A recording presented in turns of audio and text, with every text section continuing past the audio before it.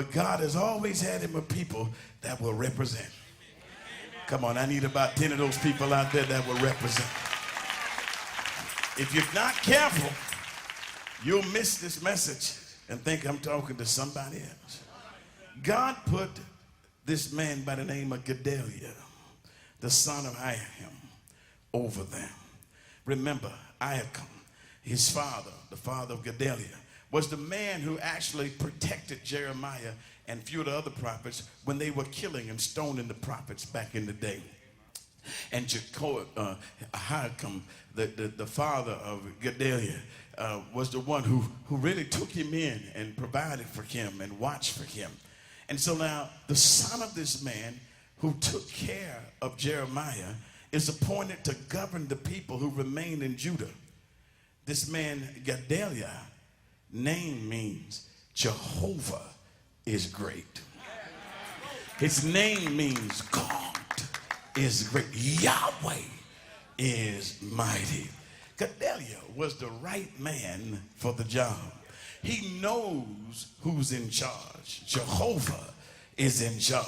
So he gives the people that he's leading some advice, because some kind of way he had been promoted, and some kind of way the king felt that he was worthy to be governor over his own people, and some kind of way he had worked the system, being in Judah, headquartered in another city, but yet he had the favor of the king to be the governor of the people of God. So he says this to the people of God, 2 Kings 25:24. Gedaliah assured the officers and their men, giving them his word. Here's what he said, quote, "Don't be afraid of the Babylonian officials. Go back to your farms and your families and respect, honor the king of Babylon. Trust me, everything is going to be all right.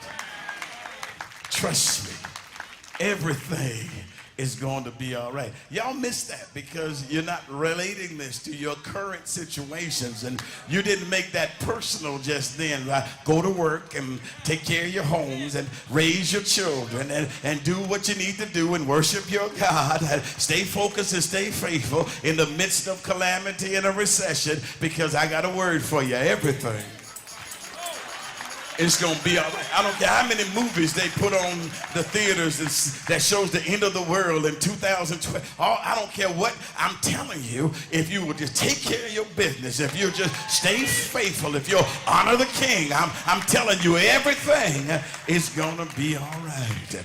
In his wisdom, he says to the people, don't be afraid to serve in this Chaldean or Babylonian system. Serve the king of Babylon. Obey the rules of the land, and it shall be well with you. So his word was, don't try and change the government. Just stay in touch with your God, and your God will take care of the government. Oh, I wish I was a preacher. So he also had amongst his council a man by the name of Jeremiah. He had a prophet in his head, a prophet in his ear to help him in doing the will of God. Let me read it for you. Jeremiah 40:6, the Bible says concerning Gedaliah and Jeremiah. So Jeremiah went to Gedaliah, son of Ahikam, at Mizpah, and stayed with him among the people who were left behind in the land.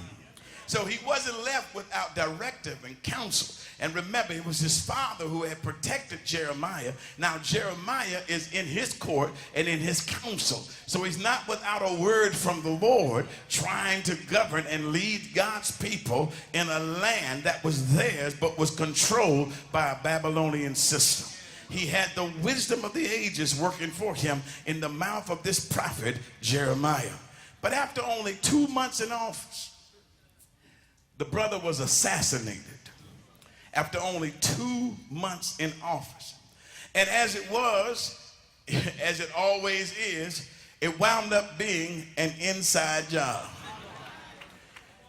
He's a man who's trying to help the people of God maneuver in this messed up worldly system, and then some egotistical, crazy lunatic maniac type of guy comes along and kills him and his staff. They killed him because he was, watch it, appointed by the king. They didn't like him because Nebuchadnezzar had set him up over the people of God and had made him governor. So what are we looking at? Some civil rights activist thought he was a token.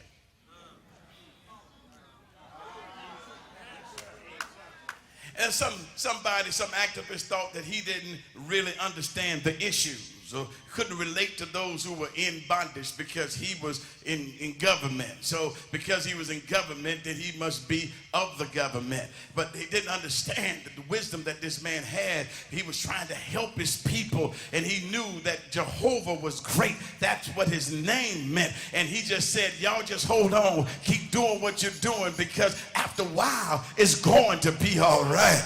But some activists wanted it, and they wanted it now. They wanted to march on everything. They wanted 1 million people here and 1 million people there for all the stuff that was going on. So this dude's name is Ishmael.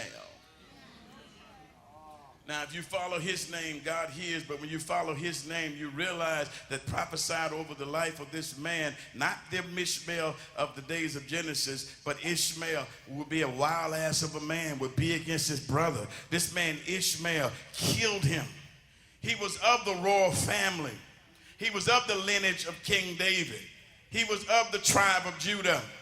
And he was simply trying to advance himself. He was jealous of someone who got there by appointment of the king, who obviously had to have the favor of God on his life to get in the position that he's in. You got to look at me like that, but there's some people right now that'll kill you because of the position that you hold, and you didn't do nothing to get it, but just be who you were and just did what God had called you to do. There's some people who don't like you at all simply because of who you are and the favor of God. I'm going to say it again. That's on your life. This brother was positioned there by God and appointed there by the king. And this brother just didn't like it because he wanted the job. Covetousness is another commandment. You got to be careful. There are people who want what you have, and they don't know what you've had to go through to get what you got. I'm going to tell you one more time. If you want what I have, then I challenge you to go through what I've been through to get to where I am right now. You don't want this. You don't want somebody else's stuff. You don't want somebody else's wife. You don't want somebody else's husband.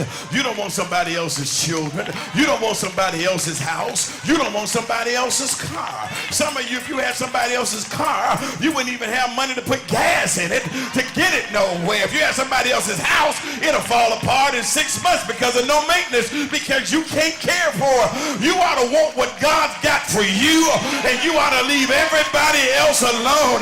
This brother wanted what Gedalia had, and he killed him to get it. And blamed it on the appointment of the king. This dude, Ishmael, who killed him, was of the royal lineage. Just could have waited his turn until everything got all right. Crazy thing was that the brother, even if he killed him, he couldn't appoint himself. Killing Gedalia wasn't going to help him get the position. But he kills him, stabbed both Jews and Gentiles. So being of the house of David, being in Judah with Babylon in charge, living in the land of their fathers, under good leadership wasn't enough. So poor judgment now has them, the Bible says, fleeing from their homeland in adverse conditions with good solid leadership, fleeing down to Egypt, fleeing for their lives in fear of Babylon. The Babylonians are after them now for this act of treason. And so here they are now, returned to Egypt. Went back to the world.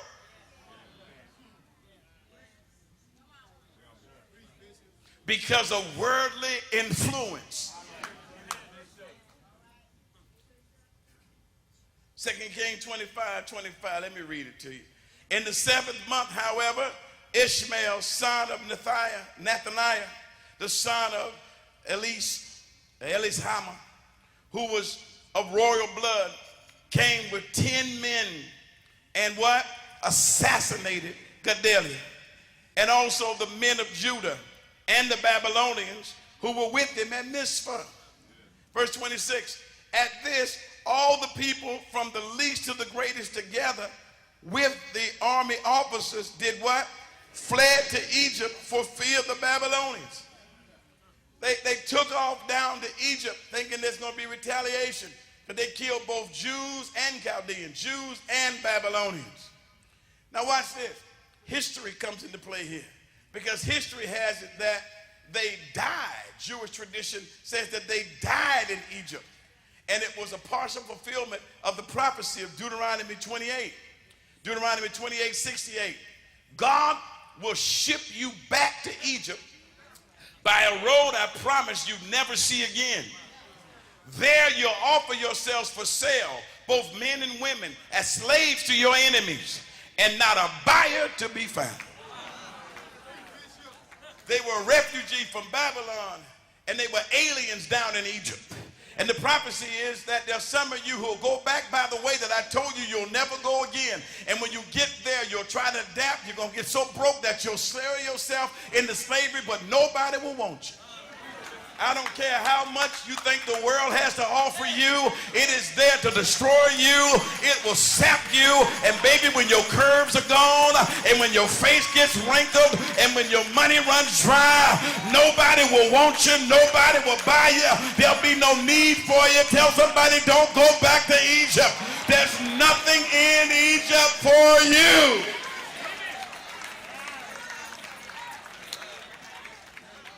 Egypt is calling, but Egypt will not sustain you. Egypt will not provide for you. I wish I had the prodigal son here with me. He'll tell you, my friend, you can hook up with folk in the world all you want to, but after a while, when your money runs out, after a while, when your friends going to get fickle, and you're going to wind up in a hog pen by yourself, wanting to eat the husk that the pigs will reject. I'm telling you right now, stay focused, stay faithful, hold on to God, don't turn back, let God work in your life, because after a while, everything is going to be all right.